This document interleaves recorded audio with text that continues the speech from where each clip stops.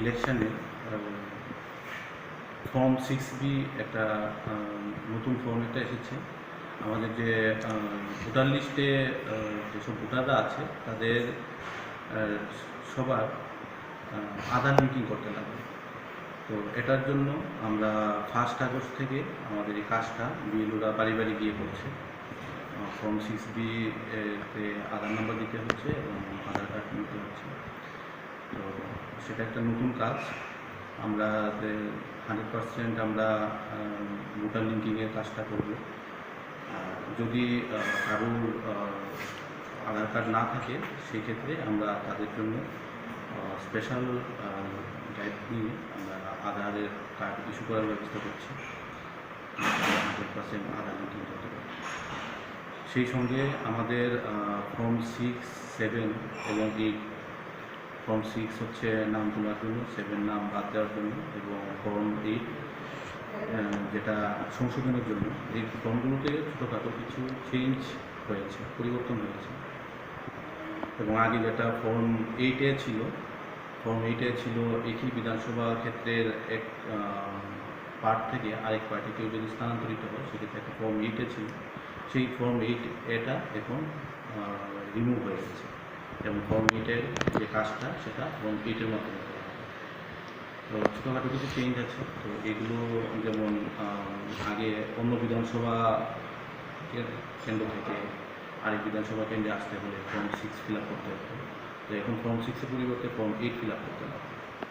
তো আমাদের ফর্ম 8-এর মধ্যে তার নতুন বসবাসের ঠিকানা দেবে এবং পুরানো যে ইপিক কার্ডটা আছে সেটা জমা দেবে।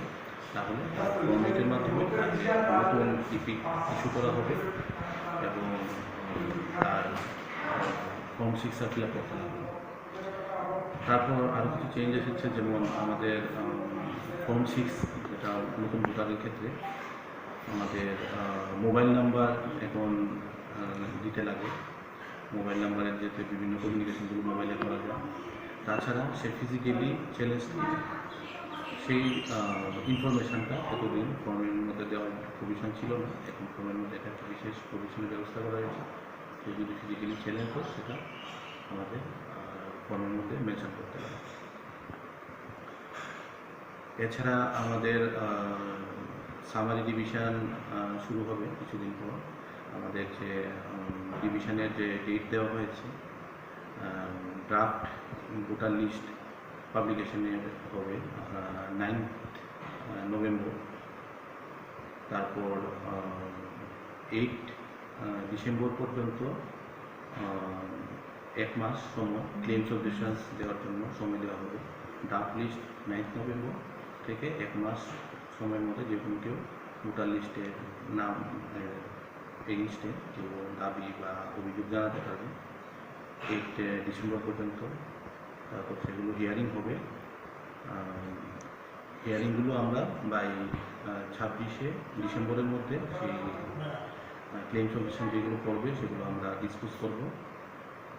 ফাইনাল ভোটার লিস্ট পাবলিকেশন হবে 5 জানুয়ারি 2023। আরেকটা জিনিস নতুন ইন্ট্রোডিউস হয়েছে, সেটা হচ্ছে এতদিন আমরা ভোটার লিস্টের নাম তুলতাম 1 জানুয়ারি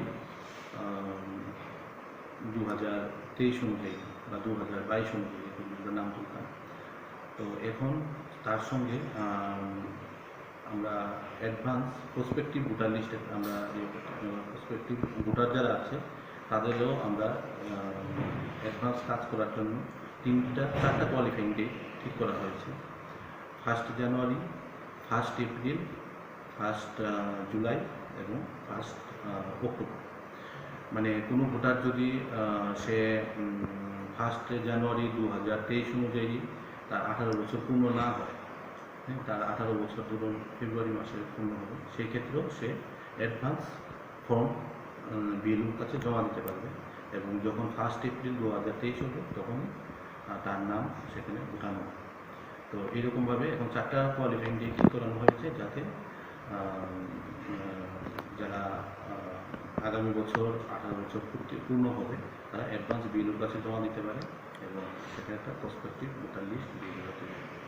তো এইগুলো কিছু আমাদের নতুন কাজ আমরা ইলেকশন দপ্তর থেকে আমরা যেগুলো ফোন করা হয়েছে, যেগুলো এখন বাড়ি বাড়ি যাচ্ছে, গিয়ে এই কাজগুলো করছে। তো সেটা যাতে আমরা ম্যাক্সিমাম লোক জানতে পারে আমরা প্রচারও করছি, তাই একটি আমরা মিটিংটা